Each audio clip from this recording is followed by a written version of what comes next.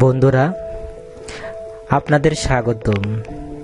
আজকে আপনাদের সামনে এমন একটা বিষয় তুলে ধরব যা ইতিহাসকে স্বর্ণ অক্ষরে অলঙ্কিত করে রেখেছে। চলুন তাহলে শোনা যাক।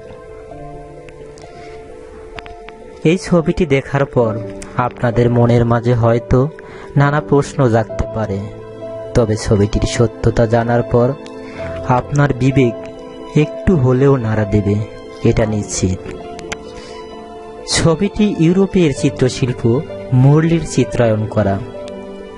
ইউরোপের একটি দেশে এক সময় এই লোকটিকে না খেয়ে মৃত্যুর শাস্তি দেওয়া হয়েছিল। লোকটিকে কারাগারে বন্দি করে রাখা হলো। তার শাস্তির ধরন ছিল এমন, যতদিন না তার মৃত্যু হয় ততদিন ওনাকে না খেয়েই থাকতে হবে। এমন অবস্থায় ওই লোকটির একমাত্র কন্যা বাবাকে দেখার জন্য সরকারের কাছে অনুরোধ প্রার্থনা করে। অনুরোধ ক্রমে প্রতিদিন একবার করে দেখার অনুমতি পেল তার একমাত্র কন্যা।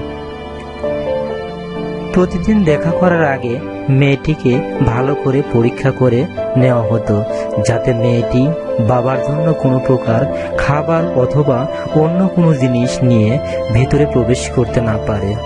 কিন্তু প্রতিদিন বাবার এই অবস্থা দেখে মেয়েটি আর সহ্য করতে পারছিল না। কেই বা পারবে? তাই সে নিজের বাবাকে বাঁচানোর জন্য নিরুপায় হয়ে নিজের বুকের দুধ খাওয়াতে লাগলো।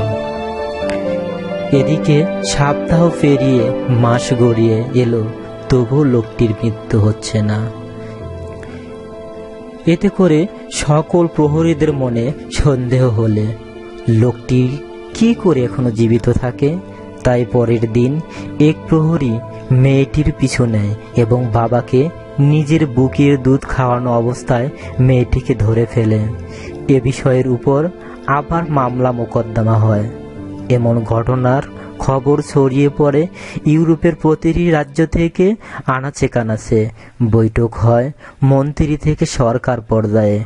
অবশেষে সরকার আইনের চক্ষু বন্ধ করে বিবেকের চক্ষু খুলে এ বিষয়ের উপর বিচার করে রায় দেন। এতে কন্যা ও পিতা দুজনকেই মুক্ত করে দেওয়া হয়। কি ব্যাপার বন্ধুরা, বলেছিলাম না বিবেককে নাড়া দেবে। ধন্যবাদ এতক্ষণ আমাদের সাথে থাকার জন্য।